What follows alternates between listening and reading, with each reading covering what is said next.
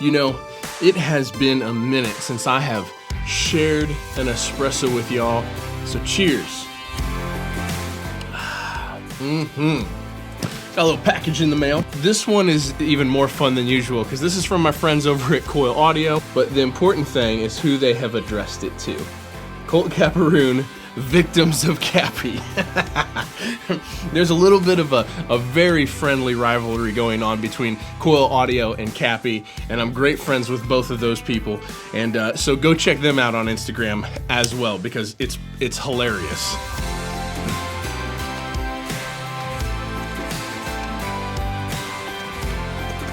Oh, that's seriously cool. Little Coil Audio tube stickers. What else we got in here? Oh, a couple shirts. Awesome. My last Coil shirts wore out because I wore them way too much.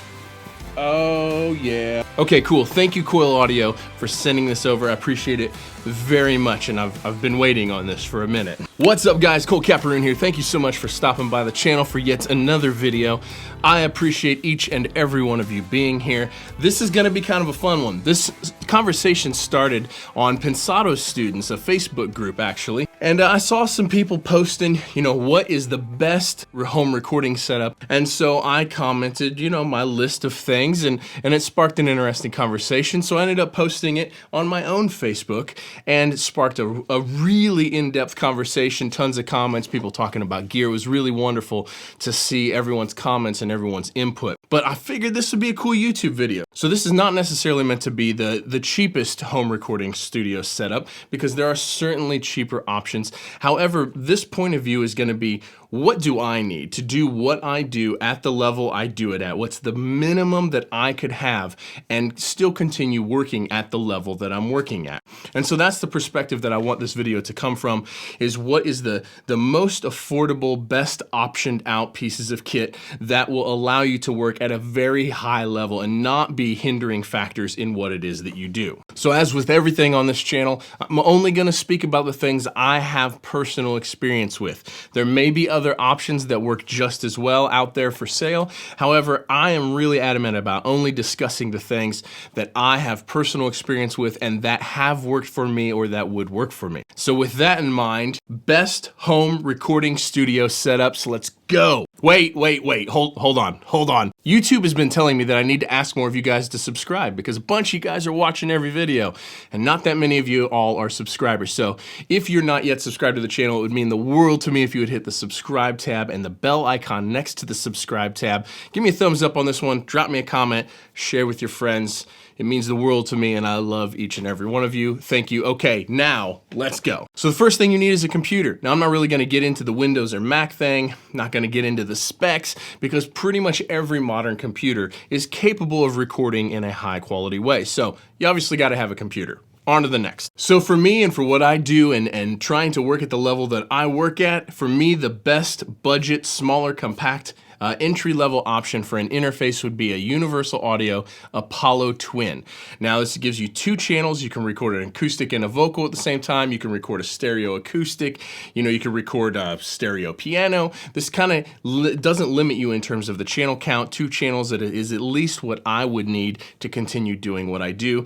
I like the UAD Apollo because I think the converters in it are fantastic. I run an Apollo 16 Mark II myself, and I like the conversion in it. The Apollo Twin also has their built-in unison mic preamps in which you can model different microphone preamps, and I think that's fantastic. Apollo Twin is my pick for a budget entry-level interface. This gives you monitoring. You can run a set of monitors, you can run headphones, you can run direct-ins, you can do everything from this one interface. This is something that in terms of saving money, I would buy used. Personally, there are plenty of them used out there as long as cosmetically it's not banged up or anything, and you can get a pretty good deal on one of these used, and it's not something that I would be afraid to buy used. So if you're budget conscious, look for a used Universal Audio Apollo Twin. And the other cool thing is this gets you into the UAD plugin ecosystem, which I'm a pretty big fan of. On to a microphone. In my opinion, the single most versatile microphone, just a workhorse of a microphone, sounds fantastic on literally everything,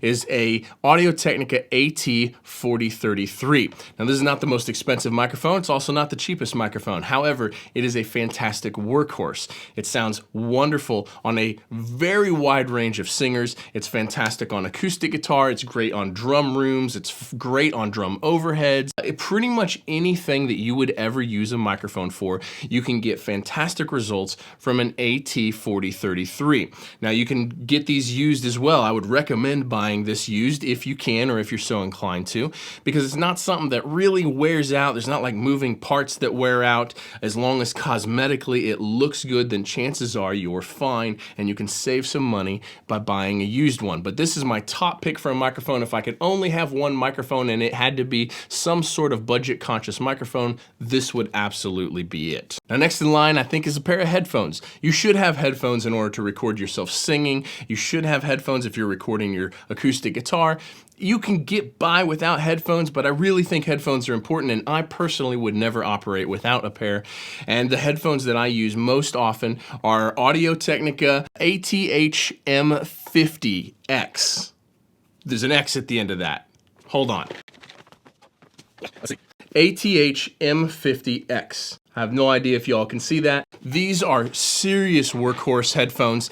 You can find these in just about every single commercial studio. They're a really good bang for the buck, good middle of the road. They're good for mixing, they're good for mastering, they're great for tracking. It's a high quality headphone without going off the deep end price-wise and getting into crazy expensive headphones.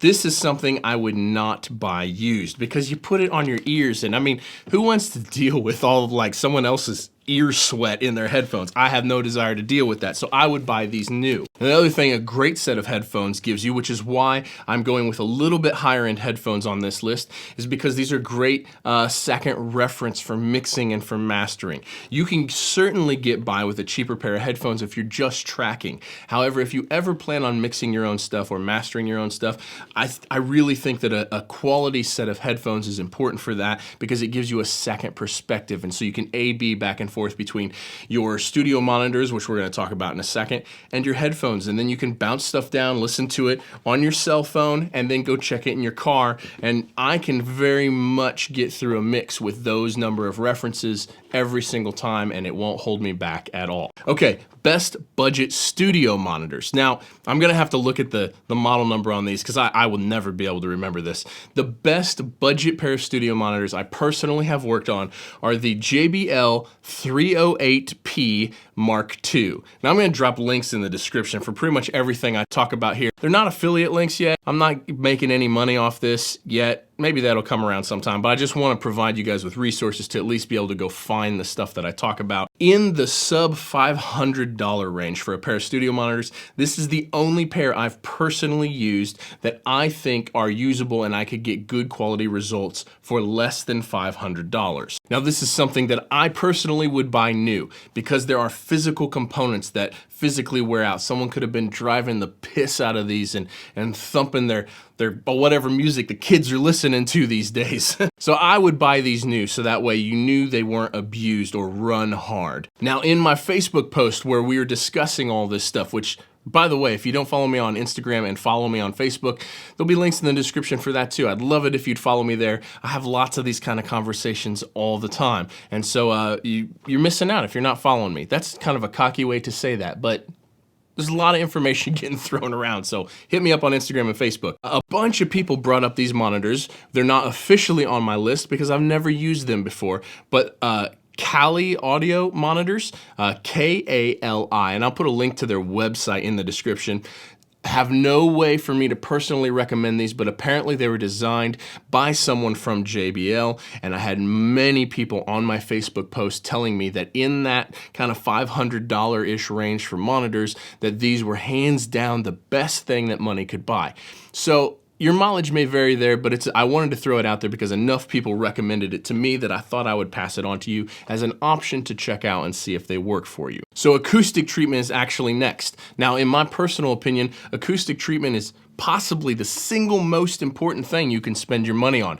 However, acoustic treatment kind of doesn't do you any good if you don't own a microphone or if you don't own, a pair of headphones or an interface.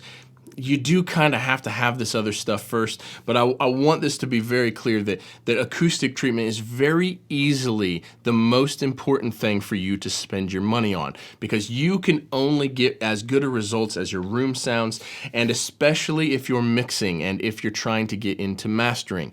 What happens is sound comes out the speakers and you react to what you hear. But if you're not hearing something that's accurate because of the way your room is treated or because of the problems in your room, you're reacting to bad information and you're making bad mix decisions. You're making bad choices when you're mixing or when you're mastering. Auralex doesn't quite cut it, because what you want is broadband absorption, something that absorbs from 20K, which is the top of our hearing range, all the way as close down to 20 hertz, which is the bottom of our hearing range, as close to 20 hertz as you can possibly get it. Now, what you see is foam, like from Auralex, starts really dropping off at the 1K mark, and it basically does nothing below 500 hertz. So get yourself some broadband acoustic treatment. There is quite a handful of companies out there that make panels if you don't know how to make them yourself. However, I'm going to drop a link. Which side is it? I'm going to drop a link right here to my acoustic treatment and the panels that I made, and going over this fabric wall system that is in my studio, so you can check that out. And if you're interested in building your own panels, it's a fantastic way to do it. If you don't know anything about acoustic treatment, the first thing I would suggest is Googling acoustic treatment first reflection points. Look at some of those images, and what you're going to see is some images of a silhouette person sitting in front of some speakers, and how the sound bounces in all the different directions, the specific spots that you want to treat in terms of your room that are the most important to accurately hear what's coming out of the monitors. I always suggest that that's where you start. Now, I think a ceiling cloud is extremely important. Possibly the most important thing is a broadband acoustic ceiling cloud. I can't suggest that enough, but if you get your ceiling cloud and your side reflection first reflection points and your rear first reflection points, it really, really helps. And this will only help you in terms of the sound of your room when you're singing or when you're playing guitar.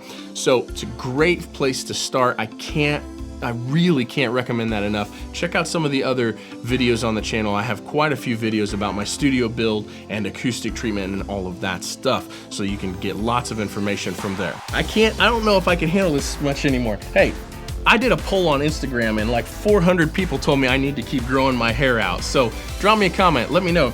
Do I grow this out or do I cut it? This is the longest it's been since I used to have hair down to my ass back in the day when I was a teenager and in my early 20s. Drop me a comment, cut my hair or let it grow. Let me know. That is gonna do it for me today. Thank you guys so much for watching. Don't forget to subscribe, hit the bell icon next to the subscribe tab. Check me out on Instagram and Facebook. Don't forget to check out my website, coltcaparoon.com. There'll be links in the description for everything I talked about in this video. And I hope to see you guys in the next one, and I hope you are staying safe, happy, and healthy during this ridiculousness. And watch out for the murder hornets. Okay, peace.